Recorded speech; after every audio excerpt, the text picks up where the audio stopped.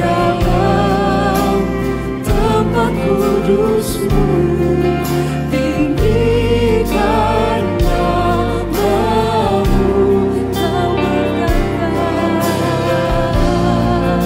atas pujian umat-Mu, Kau dipuja dalam hadirat-Mu, kami masuk dalam tempat kudus-Mu, tinggikan nama-Mu.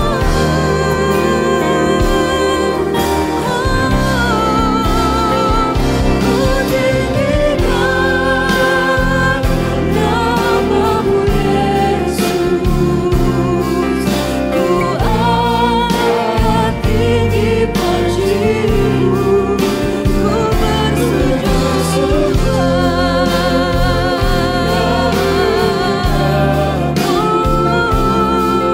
Raja segala raja ku tinggikan.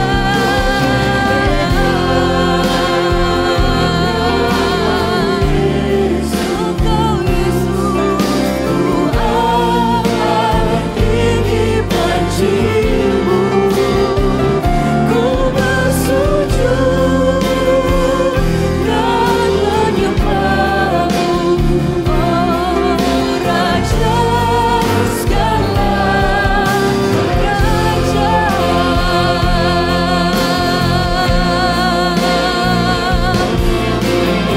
Kami menyembah-Mu, Raja segala raja.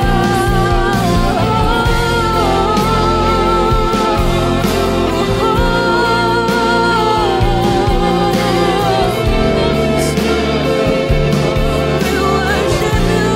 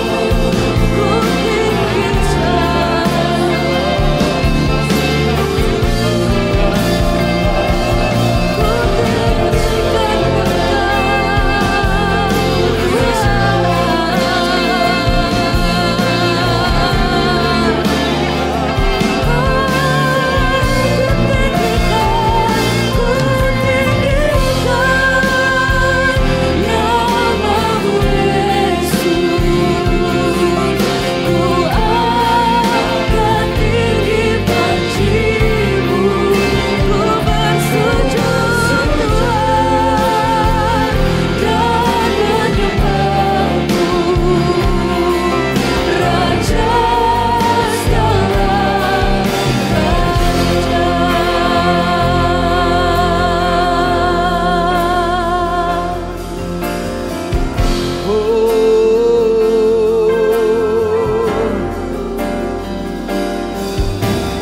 Yesus kami puja, kami sembah sebagai Raja, berdiri di tengah kami, ditinggikan dan dipuji. Yesus kami puja,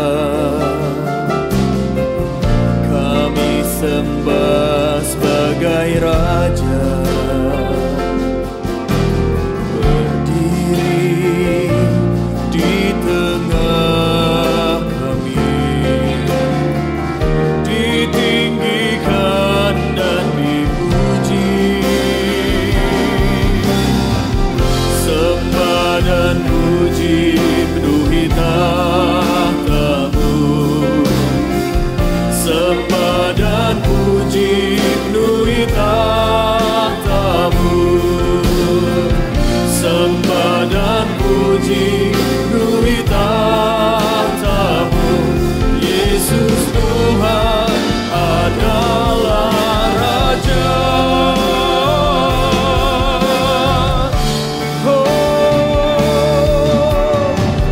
Yesus kami puja,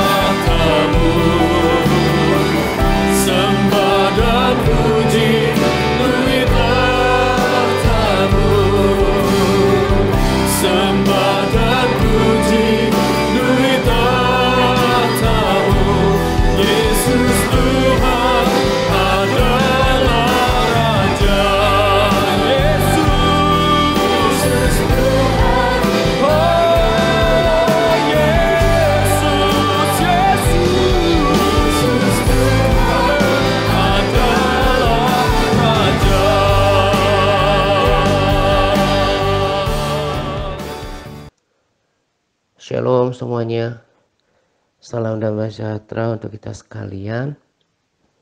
Pada kesempatan ini saya akan berbagi sharing tentang manusia roh yang hidup. Sebelum saya mendengarkan khotbah pada hari Minggu kemarin, saya sudah dapatkan hal-hal apa yang saya mau bagikan untuk sharing selanjutnya gitu ya. Dan saya tetap berkomitmen untuk tanya kepada Tuhan apa yang harus disampaikan gitu ya. Terlebih itu sharing, bukan rema. Kalau rema, ketika saya dapatkan sesuatu dari pembacaan firman Tuhan, saya merasa diberkati, saya yakin bahwa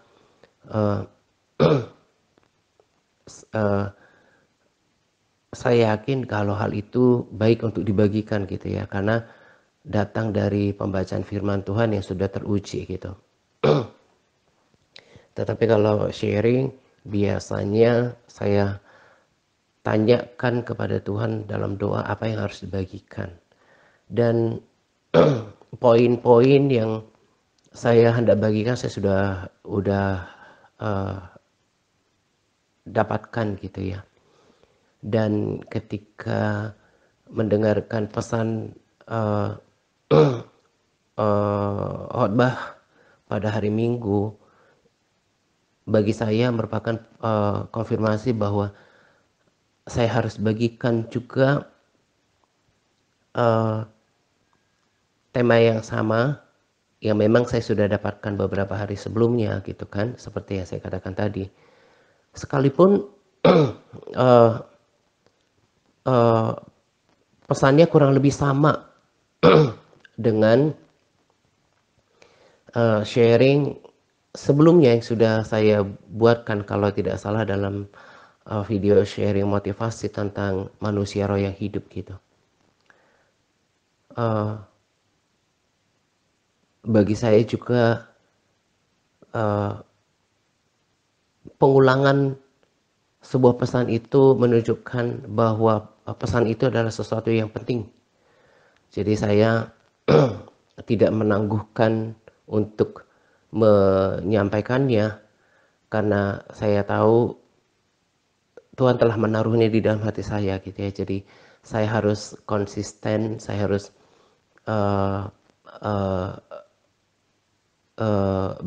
berkomitmen untuk menyampaikannya apa yang saya sudah mintakan gitu kan. Jadi ketika Tuhan taruh dalam hati saya harus meneruskannya gitu. Pada rekomendasi video yang nanti para sahabat dan juga saudara dengarkan di hari sebelum sharing ini dibagikan gitu ya. Hamba Tuhan yang bersangkutan dengan sederhana dan jelas dan mantap menyampaikan bahwa kita ini kalau mau bersekutu dengan Tuhan gitu ya, memuji, menyembah Dia, mencari wajahnya, kita harus benar-benar fokus dan perhatikan ini bahwa jangan dipengaruhi oleh perasaan. Jadi dengan sederhana dijelaskan pada khotbah beliau bahwa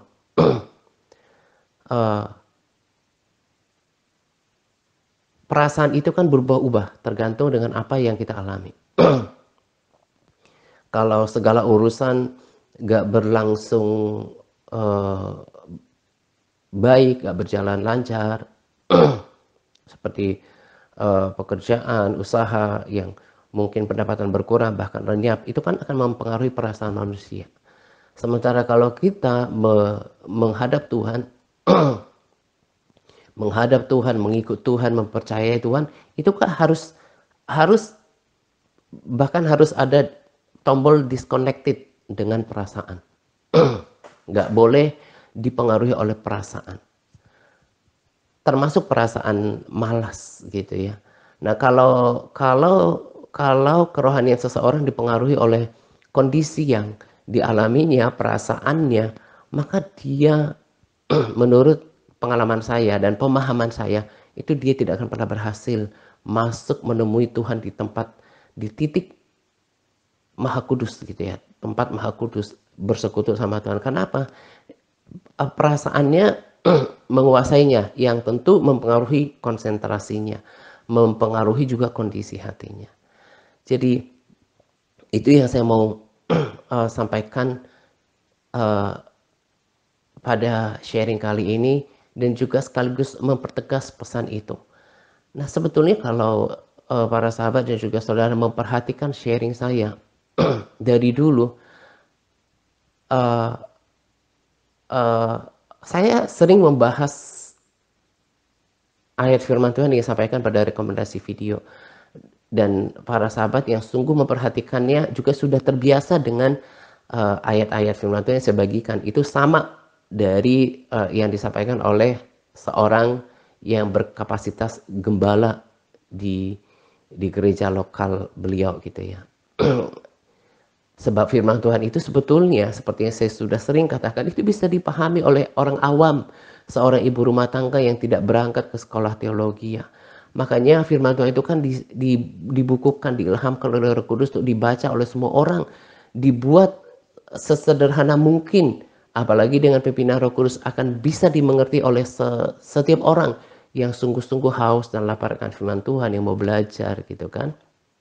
Jadi nggak perlu tafsiran yang macam-macam yang terlalu tinggi. Jadi itu juga yang saya sampaikan berulang-ulang dan pesannya sama gitu ya. Bahwa kalau kita mau menghadap menghadap hadirat Tuhan gitu ya, ada dasar firman sebagai tuntunan. Nah, saya akan ulang dan lakukan penegasan. Saya akan masuk pada poin pertama dulu. Apa yang kemudian membuat seseorang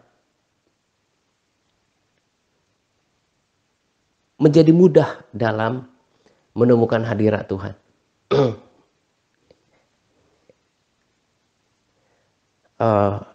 Saya mulai dari situ dulu, lalu nanti poin yang kedua adalah apa yang menghalangi orang masuk hadirat Tuhan gitu. Nah, seperti pada tema atau judul sharing kali ini adalah manusia roh yang kuat gitu ya. Saya mau tekankan lagi sebelum masuk pada poin ini bahwa ini juga yang saya betul-betul ingatkan pada sharing sebelumnya, bahwa mereka yang manusia rohnya tidak kuat, manusia rohnya lemah bahkan mati, pemahaman saya tidak akan pernah berkenan di hadapan Tuhan dan tidak akan pernah mengalami Allah roh, dan juga dia tidak akan pernah kuat untuk mengerjakan keselamatannya, melanjutkan pertandingan imannya. Orang-orang seperti ini adalah orang-orang yang terpisah dari Tuhan, tidak merasakan hadirat Tuhan. Dan kelompok orang seperti ini, kelompok orang Kristen yang seperti ini, yang kalau dia tidak sungguh-sungguh mendengarkan peringatan firman Tuhan di kitab Wahyu untuk bertobat, dia sudah jatuh jauh. Dia nggak memperbaiki kerohaniannya. Yang saya percaya, kelompok orang Kristen seperti inilah yang nanti akan masuk dalam kebinasaan. Saya nggak tentukan nama-namanya karena saya tidak berhak. Saya hanya katakan pemahamannya bahwa kalau orang Kristen manusia rohnya lemah, tidak kuat, maka dia akan kehilangan pengharapan, kehilangan iman, tidak bersemangat dalam mengikut Tuhan. Dia tidak bisa merasakan Allah roh, dia nggak bergairah dalam pujian penyembahan. Sementara secara sederhana saya sampaikan dulu bahwa di dalam diri kita ini terdapat adalah manusia roh jiwa dan tubuh. Justru penggerak utama adalah manusia roh yang tidak kelihatan. Kalau manusia roh seseorang kuat, dia bersemangat, maka dalam prakteknya dia akan hidup dalam iman, dia hidup dalam pengharapan, dia hidup bersemangat karena dia dia sorry dia bersekutu dengan Allah Roh sebagai sumber kekuatan. Dia mengenal siapa Tuhannya. Dia akan kuat menghadapi segala rintangan dalam memasuki tanah perjanjian. Dan sorry, kelompok orang Kristen yang lemah manusia rohnya, bahkan mati rohnya, mati manusia rohnya, tidak akan pernah bisa merasakan Tuhan, tidak pernah mengalami Tuhan, hidupnya tidak bergairah. Saya tetap bisa melayani sekarang, tetap produktif untuk memberikan sharing. Itu karena manusia roh saya kuat. Apakah saya sedang membanggakan diri? Enggak. Saya sedang mau bersaksi. Ketika manusia roh saya kuat, saya menjadi produktif. Dan itu didapatkan ketika ada persekutuan yang erat dengan Allah Roh. Melalui pembacaan firman, melalui ibadah yang di dalamnya pujian penyembahan, berpuasa, mencari hadirat Tuhan, selalu terkontak dengan Tuhan, maka kekuatan, keperkasaan Tuhan yang dahsyat itu mengalir dalam diri saya. Maka saya akan tetap kuat dalam mengikut Tuhan. Nah, saya akan bagikan apa yang membuat kita mudah menemukan hadirat Tuhan gitu ya. Pada rekomendasi video juga sudah disampaikan firman Tuhan yang saya sudah sering bagikan gitu ya, dan itu sederhana. Dikatakan di Mazmur 24 ayat 3, siapa yang boleh naik ke atas gunung Tuhan? Siapakah yang boleh berdiri di tempat yang kudus? Jawabannya adalah Mazmur 24 ayat 4. Orang yang bersih tangannya dan murni hatinya, yang tidak menyerahkan dirinya pada penipuan, yang tidak bersumpah palsu. Kata-kata ini menunjukkan kekudusan seluruh hidup, baik kekudusan hati, ya kan, murni hatinya, kekudusan pikiran, kekudusan anggota tubuh, dan kekudusan perkataan. Ini berbicara tentang kekudusan, sebab tanpa kekudusan tidak seorang pun akan melihat Tuhan. Nah, ini sudah hal yang biasa, tapi saya katakan tadi firman yang sama juga disampaikan oleh seorang gembala gereja gitu ya, yang secara penampilan juga sudah senior gitu ya. Itu juga yang sudah kita pahami sejak lama. Jadi bagaimana supaya kita bisa menemukan hadirat Tuhan dalam hari-hari kita? Hiduplah dalam kekudusan. Hidup dalam kekudusan. Dan untuk menjadi kudus jangan pakai pikiran manusia. Saya ada punya kesaksian yang terbaru. Saya ada rekomendasi video, nanti saya akan bagikan. Bagaimana supaya kita bisa melewati, bisa mampu hidup kudus. Kita ini kan punya area-area yang masing-masing yang berbeda, yang kita bisa jatuh di dalamnya. Tetapi lewat video itu saya sangat diberkati dan saya praktekkan. Saya minta kekuatan Tuhan yang dahsyat, yang ajaib dan luar biasa, yang tak terbatas untuk memampukan saya untuk tidak jatuh dalam merupakan celah dalam diri saya gitu ya. Setiap kita punya celah yang membuat iblis tahu kelemahan kita di mana gitu ya. Dan saya mampu. Karena memang kalau untuk kita hidup kudus, kita nggak bisa ngandalin kekuatan sendiri, tapi mengandalkan kekuatan Allah yang kudus gitu. Nah, hiduplah kudus. Saya sudah terangkan ayat firman Tuhan di dalamnya sebelumnya, bahwa bagaimana kita supaya hidup kudus. Berarti kita harus menjadi hamba kebenaran. Kita harus taat, memberikan hidup kita dipimpin oleh kebenaran. Cara kita menjaga hati kita dengan segala kewaspadaan, menjaga pikiran kita, menjaga perkataan kita, anggota tubuh kita harus tunduk pada aturan firman Tuhan, maka itu akan membawa kita pada pengudusan. Tentunya hidup benar, sebab Tuhan ini setara ya, karena kalau kita hidup dalam kebenaran firman Tuhan berarti kan kita hidup benar. Takut akan Tuhan. Orang yang takut akan Tuhan, kata Amsal, adalah orang yang akhirnya memutuskan untuk menjauhi kejahatan. Lalu tambahan dari praktek, selain dari firman Tuhan tadi, untuk hidup kudus, hidup dalam ketaatan, hidup benar, hidup takut akan Tuhan, maka apa yang membuat kita mudah untuk mendapatkan hadirat Tuhan gitu ya, dalam prakteknya adalah pola hidup yang memiliki kesetiaan dan konsistensi. Itu akan membuat kita gampang untuk selain tadi ya, kita hidup kudus, hidup benar, takut akan Tuhan. Jam-jam doa yang teratur itu akan membuat kita, pola kita mendapatkan hadirat Tuhan itu lebih mudah. Dalam video kan diilustrasikan sama seperti menggali sumur yang tadinya diperkirakan 5 meter ketemu air hanya sampai 20 meter. Itu kan sebuah perbedaan yang yang jauh. Nah, ketika menggali itu kan menggambarkan sebuah ekstra usaha untuk mendapatkan menggali air itu. Nah, orang-orang yang udah hidup benar kan apa kata firman? Tuhan bergaul karib dengan orang yang takut akan Dia. Nah, jadi kalau kita hidup takut akan Tuhan, Tuhan bergaul karib dengan kita. Jadi Tuhan, hadirat Tuhan itu nggak jauh-jauh amat. Apalagi kita tetap memelihara dengan kesetiaan dan konsistensi. Saya juga sudah beberapa kali bersaksi, mungkin para sahabat dan juga saudara bosan bagaimana saya menjaganya. Selain dalam sikap doa ber-PPW, saya keluar dari PPW lagi, saya dengarkan. Kalau saya rada bosan dengan instrumen worship dari piano itu, saya kemudian mendengarkan beberapa channel yang sangat memberkati. Saya mau dalam hadirat Tuhan. Disitulah my habitation. Habitat saya memang di hadirat Tuhan. Itu membuat roh saya tetap berkobar-kobar. Nah, itu perlu dijaga apinya supaya kuat di dalam roh. Maka manusia roh kita kuat, ditambah lagi firman Tuhan yang kita terus melatih diri beriman. Kalau tanpa iman tidak mungkin orang berkenan kepada Tuhan. Kita beriman, masuk ke hadirat Tuhan itu menjadi mudah. Nah, kesetiaan dan konsistensi itu perlu. Lalu menjaga hidup kita, mendengarkan pujian penyembahan itu akan membuat kita dekat dengan Tuhan. Nah, ada salah seorang oknum hamba Tuhan yang berkata, ya memang sih kalau ada lagu-lagu dunia yang memang tidak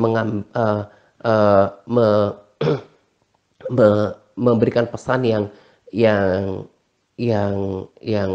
seperti erotik atau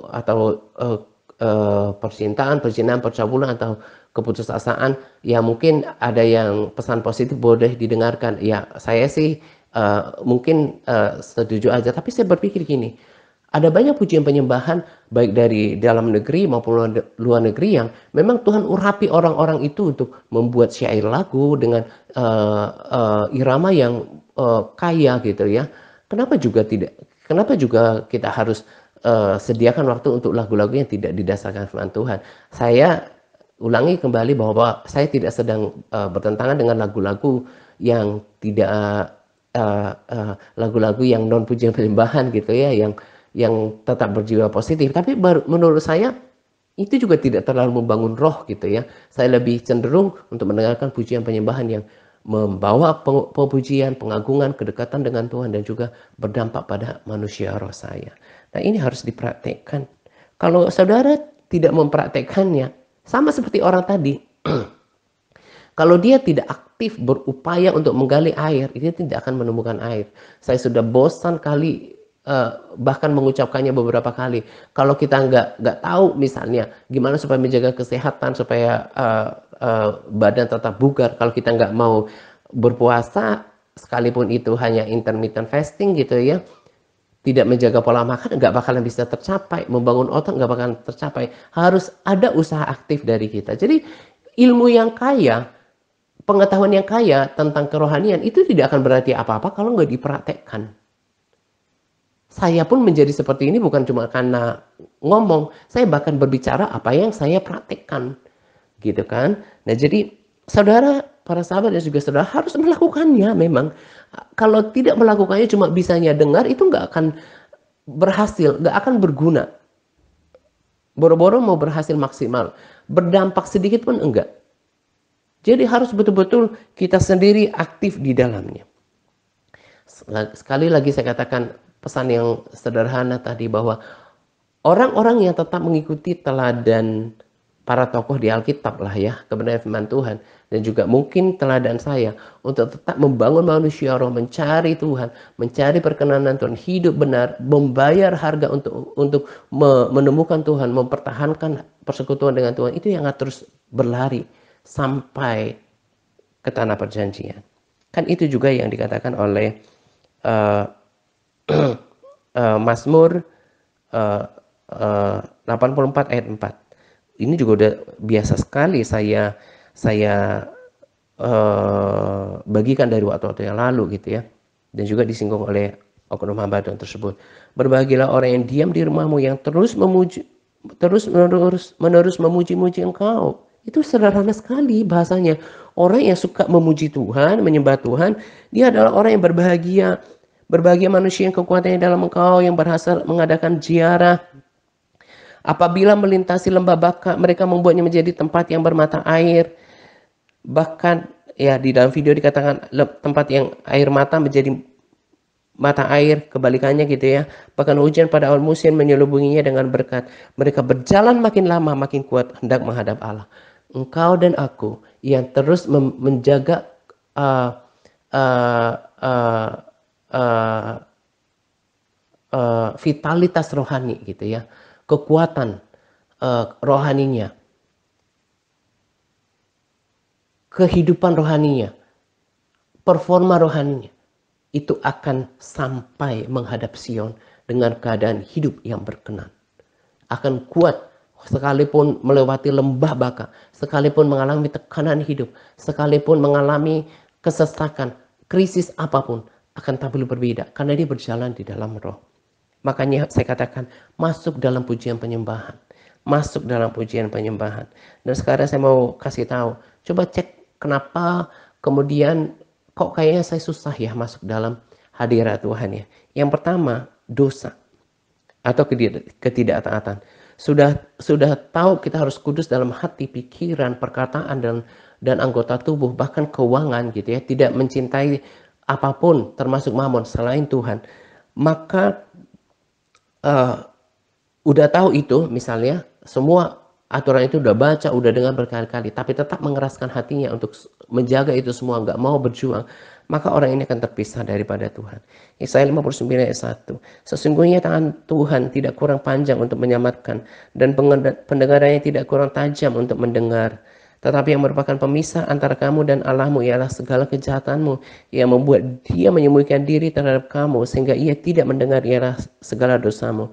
Sebab tanganmu cemar oleh darah dan jarimu oleh kejahatan, mulutmu mengucapkan dusta, lidahmu menyebut-nyebut kecurangan. Nah, di sini udah jelas. Ini bukan hanya berbicara tentang pengabulan doa, tapi berbicara tentang persekutuan dengan Tuhan. Tidak akan mungkin orang yang masih hidup dalam dosa, baik dalam hati, pikiran, anggota tubuh, perkataan, tidak akan pernah bisa bersentuhan dengan Tuhan. Karena apa? Tuhan itu kudus. Kodratnya dia kudus. Tak akan bisa. Akhirnya orang Kristen sekalipun dia tahu banyak firman Tuhan, kelihatan rohani, bahkan pelayanan, kalau dia tidak menjaga ini semuanya, menjaga hidupnya terpisah daripada dosa, maka dia akan menerima konsekuensinya, keterpisahan dengan Tuhan. Susah masuk hadirat Tuhan. Kelihatan kok dari bicara itu nggak ada apinya. Nah, dosa. Yang kemudian apa yang menghalangi orang? Ya dosa mungkin karena mengeraskan hati, karena tegar tengkuk, karena masih menikmati dosa, mencintai uang gitu kan. Nah, itu akan menghalangi kita daripada kedekatan dengan Tuhan, menghalangi persekutuan dengan Tuhan, memisahkan kita daripada Tuhan. Lalu tadi dipimpin oleh perasaan. Hidupnya itu dipimpin oleh perasaan. Kalau keadaannya tidak baik, hatinya tidak baik gitu kan. Jadi berbahaya kalau orang ya mungkin seperti baperan gitu ya, nggak baik, tidak akan pernah bisa masuk dalam hadirat Tuhan kondisi hati seperti ini. Lalu kesombongan. Orang kalau memiliki kesombongan di dalam dirinya itu merasa tidak perlu mengakui kedaulatan Tuhan, gak rasa memerlukan Tuhan. Ini kesombongan juga menghalangi orang masuk dalam hadirat Tuhan, entah apapun itu, apapun yang disombongkannya. Lalu hati yang selalu bersyukur diperlukan untuk masuk hadirat Tuhan. Jadi hati yang menggerutu, apa yang menjadi penghalang dari selain dosa, dipimpin oleh perasaan, kesombongan itu menghalangi. Lalu hati yang menggerutu. Nah, diperlukan hati yang bersyukur untuk bisa membawa korban kepada Tuhan. Ku mau selalu bersyukur, selalu bersyukur. Kau Tuhan yang setia, yang selalu menopang. Ku mau selalu bersyukur, selalu bersyukur. Kau Bapakku yang setia. Bagaimana mungkin ada pujian yang seperti ini kalau hatinya menggerutu? Bahkan sampai pada tahap penyembahan, itu tidak akan pernah hati yang menyembah. Jiwa yang menyembah kepada Tuhan tidak akan pernah ada kalau orang hidup dalam kesombongan dan gerutu. Lalu gak ada hati yang mengasihi Tuhan. Kan kita akan memuji kalau ada pemicunya. Ada hati yang mengasihi, ada hati yang mengagumi. Jadi bisa cek hati kita. Ada nggak hati yang mengasihi Tuhan? Ada nggak hati yang mengagumi Tuhan? Lalu pengenalan akan Tuhan itu perlu. Bagaimana kita mengagumi Tuhan? Sebab Kau besar, perbuatanmu ajaib. Kebayang keajaiban Tuhan, kedahsyatannya dalam menciptakan sesuatu yang menopang dunia ini, menciptakan planet-planet. Dahsyatnya dia menciptakan berbagai tumbuhan dengan berbagai rasa gitu ya. Berbagai hewan gitu. Dahsyat dia. Kagum.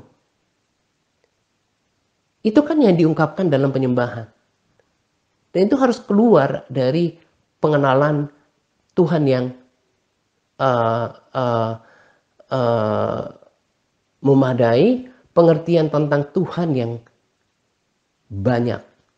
Jadi kalau dia hanya tahu, apalagi cuma dengar nama Tuhan, tahu Tuhan, tapi dia nggak mengenal dia, bagaimana dia akan menyampaikan pengagungan pada Tuhan. Sementara kalau kita memuji Tuhan itu kan selain mengungkapkan terima kasih, syukur, mengekspresikan kasih kita kepada dia, tapi juga di dalamnya ada pengagungan. Sebab itu ku memujimu, Engkau Allahku. Itu kan bukan cuma nyanyi, tapi pengakuan. Mulutku kan selalu pujimu. Itu harus keluar menjadi dupa yang harum, dibungkus dari ucapan syukur, pernyataan cinta kasih, kemudian pengagungan. Itu dibungkus menjadi dupa yang harum yang naik hadirat Tuhan. Dan kalau Tuhan sudah disenangkan, dia akan datang dalam kehidupan kita. Dan kalau sebagai bonus motivasi, seperti kesaksian Pastor Pan, itu menjadi bahan bangunan kita di surga. Jadi selain mendapatkan manfaat, mendapat kekuatan baru, mendapatkan hati Tuhan, juga bonus di surga. Makanya ibadah itu gunanya besar karena mengandung janji. Orang kalau hidup dalam pujian penyembahan yang tetap menjaga persekutuan dengan Tuhan, manusia rohnya akan kuat, hidup, dan orang seperti ini akan cenderung menuruti Tuhan, menyenangkan hati Tuhan. Orang-orang seperti ini nanti akan disambut dalam kerajaan kekal. Itu yang saya praktekkan, itu yang saya ketahui, dan itu yang saya mau bagikan. Setiap orang yang punya telinga atas kebenaran firman Tuhan, atas sharing yang saya bagikan, kita semua akan menyaksikan, manusia rohnya akan kuat. Dia akan tetap kuat menghadap Allah di Sion, akan bersama-sama dalam rombongan ini. Kiranya sharing ini bukan cuma didengarkan. Hanya orang bodoh yang mendengarkan kebenaran firman Tuhan tapi tidak melakukan. Itu kata Alkitab. Tapi kita yang bijaksana mendengarkannya, merenungkannya, mengaplikasikannya, dan kita mendapatkan manfaat di dalamnya. Kita ini adalah manusia roh, bukan cuma manusia fisik. Saya sangat diberkati dengan kebenaran firman Tuhan. Diberkati juga dengan pesan Tuhan yang taruh dalam hati saya.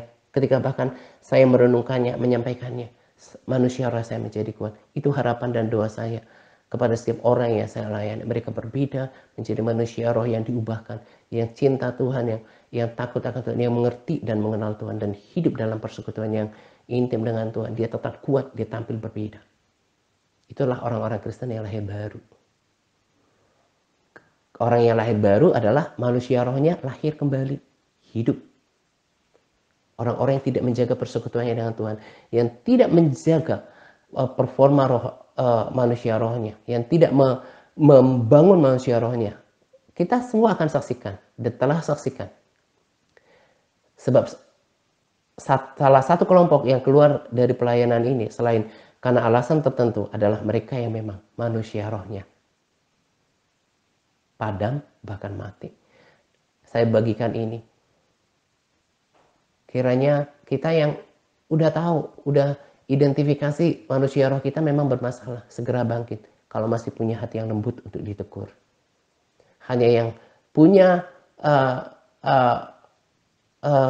apa ya, istilahnya itu varian atau karakter yang sama yang akan bersama-sama dalam pelayanan ini, yang terus seide, sepakat untuk menjaga keselamatan, membangun manusia roh yang nggak pernah bosan. Sekalipun kita udah mau menuju 8 tahun gitu, walaupun kita jumlahnya nggak banyak, tapi kita dapatkan di sini yang berbeda. Saya kemarin ketika kepikiran seseorang gitu ya, bahkan sebenarnya bukan seseorang tapi beberapa orang yang kita mengenalnya mereka adalah orang Kristen, bahkan mereka mungkin di gereja tepuk tangan, tapi akhirnya kemudian memberikan kesaksian bukan cuma mencengangkan gitu ya, tapi betul-betul menunjukkan kejahatan. Itu kenapa? Karena tadi orang-orang ini adalah orang-orang Kristen yang cuma KTP, yang mungkin ke gereja, mungkin fanatik, mungkin setia dengan KTP mereka, tapi bukan itu yang Tuhan cari. Makanya mengerikan sekali ketika tadi pagi saya bangun, firman ini langsung terngiang gitu ya. Pada saat nanti Tuhan akan berterus terang kepada mereka, ingatlah engkau pembuat kejahatan. Jadi itu Tuhan bicara kepada siapa? Orang Kristen. Orang yang tidak lahir baru. Kalau udah berkali-kali saya katakan di waktu yang lalu, kalau orang belum lahir baru, dia nggak bisa mengalami Tuhan, manusia rohnya mati. Dan orang yang tidak mengalami kelahiran baru, itu ditegur kayak apapun, tetap tegar tengkuk dan mengeraskan hati. Dan biarlah sekalipun sedikit jumlahnya, tapi berkualitas, manusianya rohnya hidup, mengenal Tuhan, bahkan dikasihi Tuhan, takut sama Tuhan. Itu yang saya cari, kualitas. Kiranya kita menjadi rombongan yang nanti disambut oleh Tuhan di dalam kerajaan kekal. Nah, ini saja yang saya mau bagikan pada sharing kali ini. Kiranya terus mengingatkan kita untuk tetap bersemangat, membayar harga dalam mencari Tuhan, dalam ibadah kita, membaca firman, ber-PPW, mempertahankan hadirat Tuhan, belajar firman Tuhan, malah mengoreksi ketaatan dan menjaga hidup kita tetap kudus dan berkenan di hadapan Tuhan. Semangat ber-PPW, semangat berpuasa kepada all MTRC yang terus bersemangat dalam berpuasa. Semangat Tuhan Yesus memberkati kita senantiasa. Amin.